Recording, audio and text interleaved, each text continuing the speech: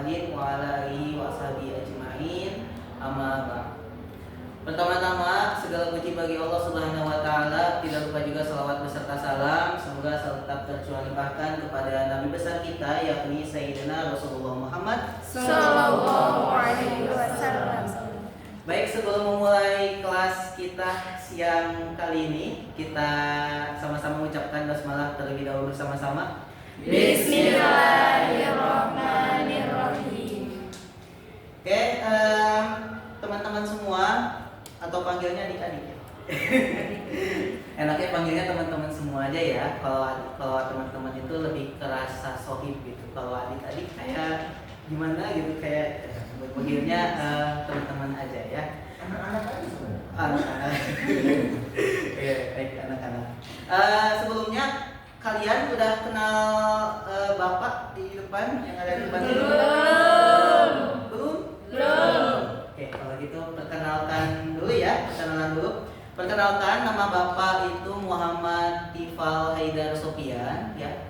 Teman-teman bisa panggil bapak Tifal ya. Saya berasal dari Garut ya, dan saat ini saya utusan dari mahasiswa UIN Sunan Gunung Jati Bandung ya, untuk membersamai anak-anak semua di sini ya, untuk belajar bersama tentang materi kita kali ini, yaitu tauhid dan kehusuan dalam sholat. Halo semuanya. Oke, siap gak nih, semangat buat hari ini kita belajar? Semangat. Oke, siap. Kita langsung mulai aja ya. Kita akan belajar bersama tentang tauhid dan kehusuan dalam sholat. Jadi teman-teman juga harus tahu nih gimana caranya supaya kita bisa menerapkan kehusuan dalam sholat melalui ilmu tauhid. Gitu ya. Nah, di sini ada beberapa macam pilihan, ada tujuan pembelajaran, aktivasi pengetahuan, materi, dan kuis. Ya. Tapi sebelum kita masuk ke materinya, ya anak-anak, kita masuk ke tujuan pembelajaran terlebih dahulu. Kenapa sih kita harus belajar tauhid? Kenapa kita harus tahu gimana caranya khusus dalam sholat? Kaitannya sama tauhid itu apa sih? Penting gak sih tauhid untuk diterapkan dalam sholat? Nah, ini kita ketahui bersama. Di dalam tujuan pembelajaran ya, setelah belajar ini siswa dapat menjelaskan arti tauhid dalam sholat ya. Jadi pertama apa teman-teman?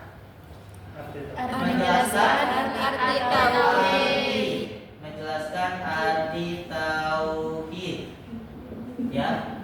Jadi teman-teman harus tahu dulu nih anak-anak ya, semua anak-anak ya panggilnya ya. Nah, harus tahu dulu nih arti dari tauhid itu apa? Nah, ini kata kuncinya. Jadi harus mampu menjelaskan arti tauhid dalam sholat. Jadi dalam sholat itu tauhid yang dimaksud itu seperti apa? Terus kedua, memahami makna sholat ya, makna khusyuk. Memahami makna khusyuk. Jadi kita harus tahu nih khusyuk itu apa sih? Nah,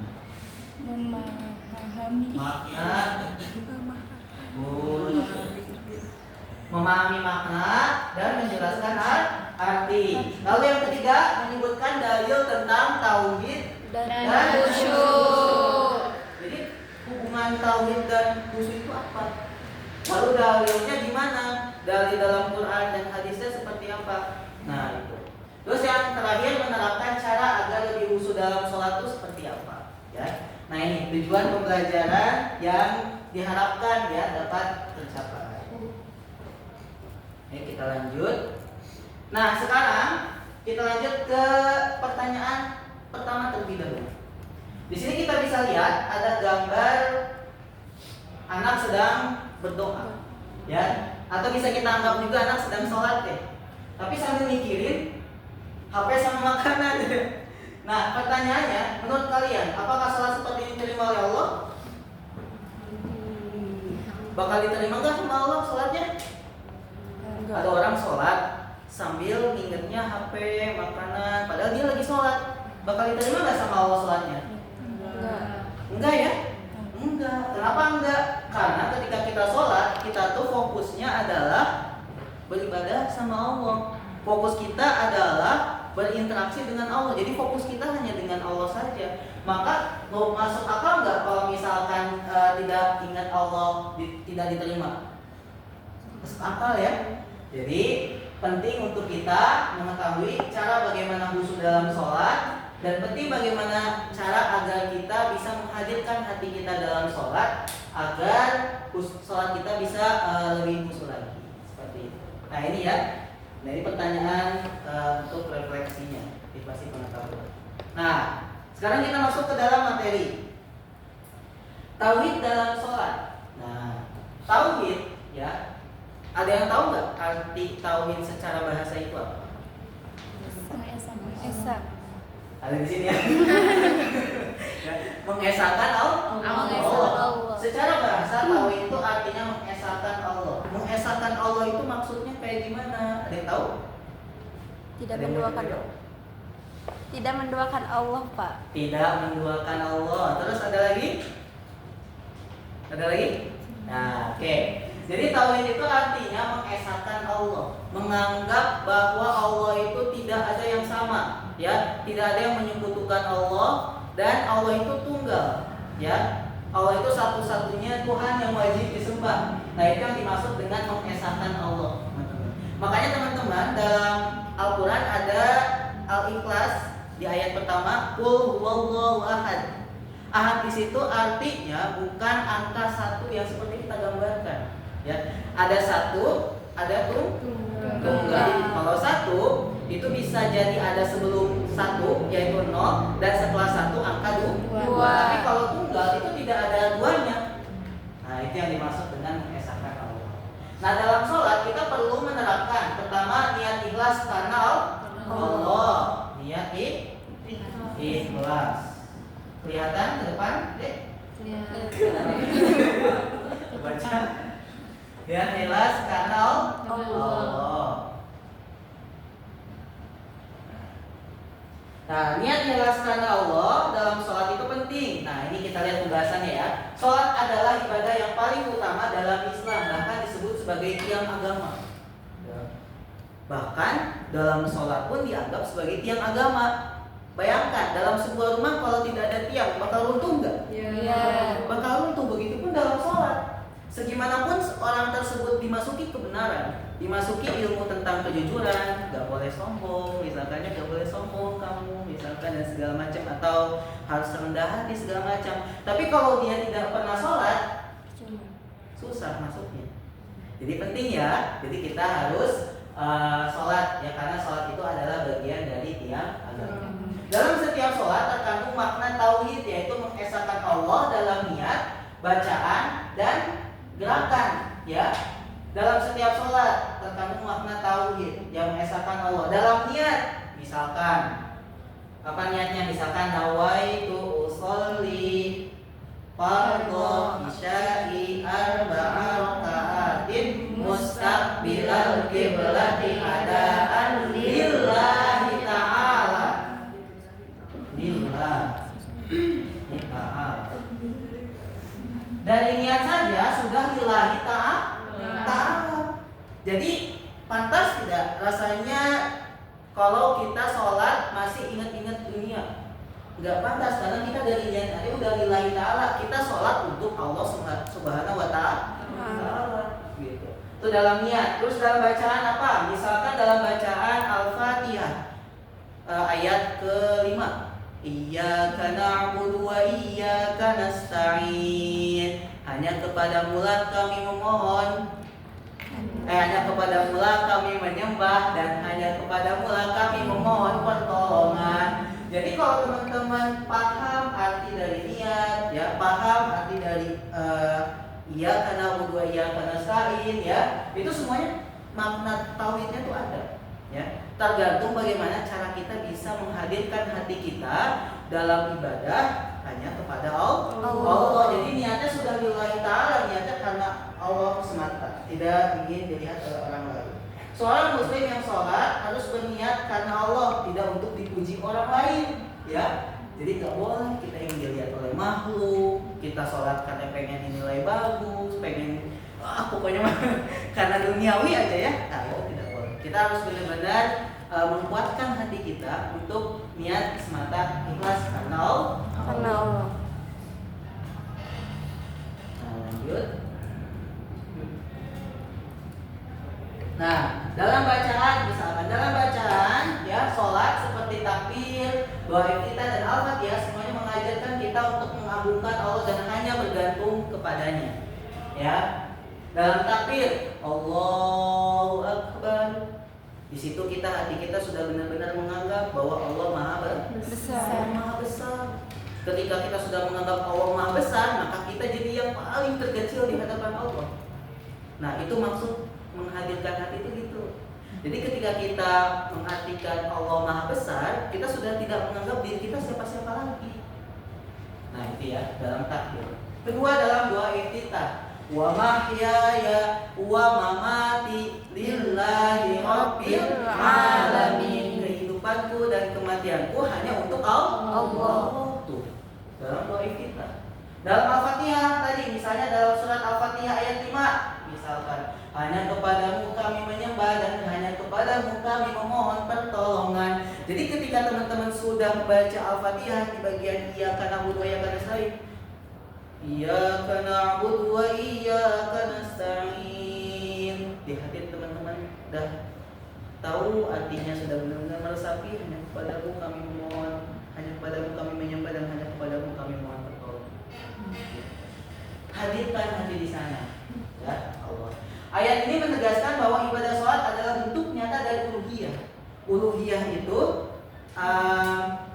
kalau secara makna simpelnya yaitu ibadah hanya karena Allah, membentuk penghambaan, bentuk beribadah kita kepada Allah, yaitu mengarahkan seluruh ibadah hanya kepada Allah semata. Lanjut. Sujud dalam sholat juga menjadi simbol kerendahan dan ketundukan seorang hamba. Kerendahan diri dan tunduk. Nah, ini dua kata ini ketika sujud.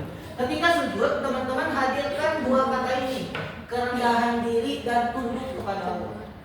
Karena ketika sujud, teman-teman sedang berada di titik paling bawah, karena lagi sujud kan? Allah yang paling maha besar, seperti itu. Ya, sujud dalam sholat juga menjadi simbol kerendahan dan ketundukan seorang hamba di hadapan Allah, sekaligus bentuk tertinggi pengakuan bahwa tiada yang berhak disembah selain Dia. Ya, ketika kita sholat dimanapun berada, mau di depannya tembok, mau di depannya orang, misalkan kita lagi dalam kondisi seperti apa, mau dimanapun dan di tempat manapun, hati kita itu hanya pada Allah aja. Yang disembah itu ya Dia, Allah. Gitu. Jadi sebenarnya sholat itu bentuk amalan ibadah yang paling benar-benar krusial, yang paling benar-benar sakral. Karena teman-teman di situ waktunya hanya sama Allah aja. Gitu. Nah itu ya. Nah itu yang disebut dengan pengakuan bahwa Dia yang berhak disembah selain Dia. Bahkan kata para ulama, ya sujud juga salah satu gerakan ya atau tempat paling mustajab dalam berdoa. Makanya ketika sujud manfaatkan untuk berdoa dan meminta pertolongan. Lanjut. Nah, khusyuk dalam sholat. Sekarang khusyuk dalam sholat.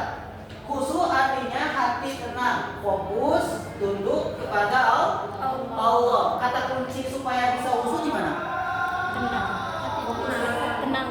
Tenang. Terus fokus.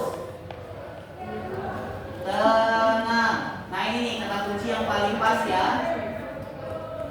Tenang. Ketika sholat kita harus pastikan diri kita tenang. Tenang kalau lagi sholat. Jangan terburu-buru, jangan berpikir apapun. Tenang. Ya. Misalkan habis dikejar deadline atau habis karena dimarahin, misalkan habis karena hatinya tuh lagi kayak kena banget gitu ya, pas lagi sholat kayak jadi kepikiran gitu, habis tadi dimarahin, habis begini-begini segala macam, tapi susah gitu bilang. Nah, ketika dalam sholat disitulah dimana tempat kita untuk bisa menenangkan diri. Ya. Nah itu ya, jadi hati harus tenang, fokus, tunduk kepada Allah. Sholat dengan pikiran yang tenang, Ketika sedang sholat, maka kosongkan pikiran teman-teman, gitu ya. Jadi ketika sholat tuh jangan berpikir kemana-mana. Pokoknya ketika teman-teman sholat takbir, Allahu Akbar, kosongkan pikiran teman-teman. Ya, jangan lagi mikir mau jajan apa, jangan lagi mikir mau ngerokok karena nggak kuat, atau karena apa-apa. Pokoknya kalau lagi sholat kosongkan pikiran, ya. Tapi susah, gimana caranya pengen kosongin pikiran, susah. Maka tenangkan dulu diri. Nah ini tenang, ya, tenangkan dulu diri kalian. Jadi ya, sholat dengan pikiran yang tenang, tidak tergesa-gesa. Makanya dalam sholat ada tumanina. Ya, berhenti sejenak setiap gerakan sholat. Lalu hati sadar Allah sedang melihat. Fa'il lam takun tarahu fa'innahu yaraka. Ketika kita tidak merasa bahwa Allah melihat kita, maka kita harus merasa bahwa Allah sedang melihat kita. Nah, selain tauhid, sholat juga menuntut adanya khusyuan. Khusyuk berarti menghadirkan hati. Ya, fokus, terus hadirkan hati teman-teman untuk sholat. Gitu ya. Nah, ini yang paling akhir nih. Ada yang paling akhir, tetapi juga komunikasi spiritual. Karena di dalam sholat itu, teman-teman akan mengalami namanya pengalaman spiritual, ya, interaksi dengan Allah. Makanya kalau lagi sholat itu waktunya benar-benar sama Allah, bukan dengan siapa-siapa lagi. Maka pantas pikiran kita harus benar-benar dikosongkan dan hanya untuk Allah. Nah, misalkan dalam ayat di sini, siapa yang mau baca? Dalam surah Al-Mu'minun ayat 1 sampai 2. Boleh. Siapa namanya? Najrul. Oh, Najrul. A'udzu billahi minasyaitonir rajim. Bismillahirrahmanirrahim. Qad aflahal mu'minun alladzina hum fi sholatihim khashi'un. Artinya sungguh beruntunglah orang-orang yang beriman, yaitu orang-orang yang khusyuk dalam sholatnya. Nah, beruntunglah orang-orang yang beriman. Ketika seseorang sudah sampai berada di tahap khusyuk, maka insya Allah dia sudah termasuk golongan yang beriman. Pak Tifal, kenapa mau khusyuk teh susah, gitu ya? Mau khusyuk teh susah, misalkan, apakah aku sudah termasuk golongan yang orang yang beriman? Pertanyaannya, teman-teman sudah mau berusaha khusyuk belum sholatnya? Ketika teman-teman sedang berusaha khusyuk, ketika takbir, teman-teman ada di hati Allah, tetapi pas nanti udah baca surat, ruku, teman-teman hilang lagi pikiran. Tapi pas lagi ruku, hilangkan. Ingat lagi Allah. Begitu pun seterusnya, hilang lagi. Dan itu nggak apa-apa. Yang penting teman-teman sedang berproses. Hanya namanya khusyuk perlu dilatih. Ya. Bahkan bisa jadi karena sifat Rahman Rahimnya Allah, sifat kasih sayang dan pengasihnya Allah, teman-teman sudah disematkan sebagai orang-orang yang senantiasa khusyuk sholatnya. Karena teman-teman sedang berusaha dan berproses. Oke? Nah itu ya, nah ini ayatnya. Nah ini hadisnya ya. Dari Ammar bin Yasir radhiyallahu anhu, dia berkata Rasulullah SAW bersabda, sesungguhnya seseorang benar-benar selesai dari sholatnya, namun tidak ditulis baginya pahala kecuali 1/10-nya atau 1/9-nya, bahkan hingga setengahnya. Jadi pahala seseorang bisa berkurang tergantung kehusuan dan keikhlasan dia kepada Allah sebesar apa. Semakin teman-teman berusaha untuk ikhlas, semakin teman-teman berusaha untuk khusyuk, maka pahalanya akan semakin besar. Ya, seperti ini. Nah, ini dalam hadisnya. Semakin teman-teman tidak fokus, bahkan bikin lagi di kemana wae, gitu, jadi kemana aja. Nah, pahalanya pun juga semakin besar. Dan kalian tahu nggak teman-teman, tanda orang khusyuk sholat itu apa? Menikmati dan tidak merasa pengen buru-buru beres. Kalau orang sudah sholat dia menikmati, tidak pengen buru-buru beres, itu bagus. Tapi kalau orang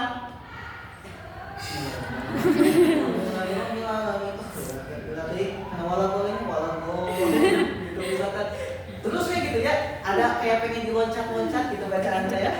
Nah itu hati-hati, bisa jadi khusyuknya kurang. Nah, mencapai khusyuk dalam sholat, memahami bacaan sholat, minimal Al-Fatihah teman-teman tahu artinya.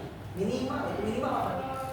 Nah, terus mengusir pikiran dunia, kosongkan pikiran, mengingat kematian dan akhirat. Dan ini yang paling kenal itu mengingat kematian dan akhirat. Ya, ingat kita tuh bakal mati gitu. Kita tuh bakal mati. Gitu. Ketika kita menjadikan bahwa sholat ini adalah sholat yang terakhir, ya, yang kita tidak akan pernah bisa sholat lagi, maka disitulah kita mengingat kematian dan akhirat. Seperti itu. Nah, sekarang kita masuk kuis ya, teman-teman ya.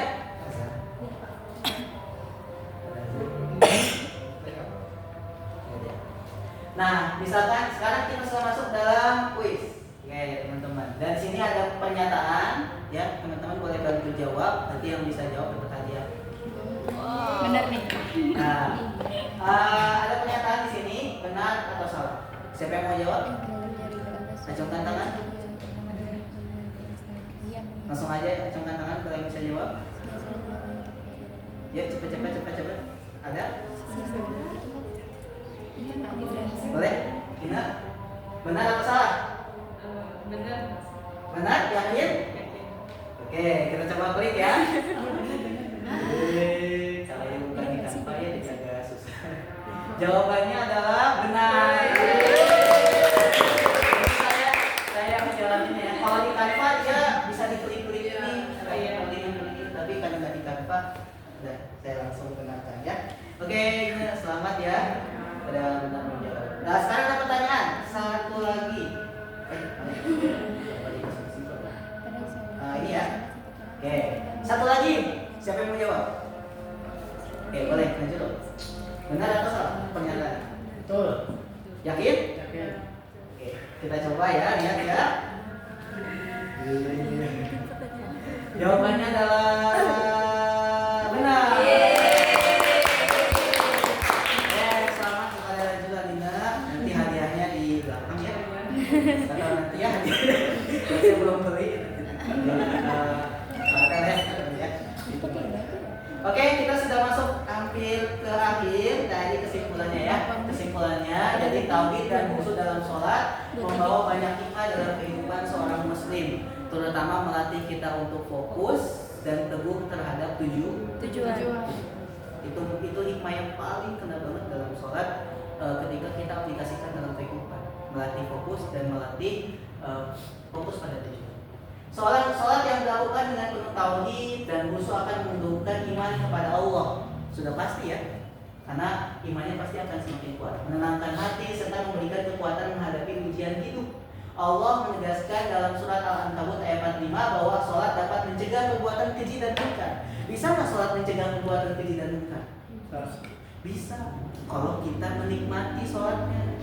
Kalau kita menikmati sholatnya dan menganggap bahwa sholat ini adalah sholat terakhir dalam hidup kita, pasti kita akan berusaha untuk mencegah diri kita dari perbuatan keji dan munkar. Tapi kalau sholat kita hanya sekedar menggugurkan kewajiban, gitulah ya. Akan gitu. Terus begitu dan pulang. Terus dengan demikian sholat yang benar-benar dilaksanakan dengan ikhlas dan khusyuk akan membentuk pribadi yang sabar, ikhlas dan berakhlak mulia. Pada akhirnya sholat seperti inilah yang menjadi cahaya dari penolong seorang muslim di dunia dan di akhirat. Nah, seperti itu, segitu yang dapat saya sampaikan ya adik-adik ya. Semoga kesempatan waktu kita bisa bertemu kembali. Jadi nanti kalau ketemu saya jangan lupa sapa ya. Siap. Pak Tifal. Jangan lupa ya sapa saya. Dan kita sudah.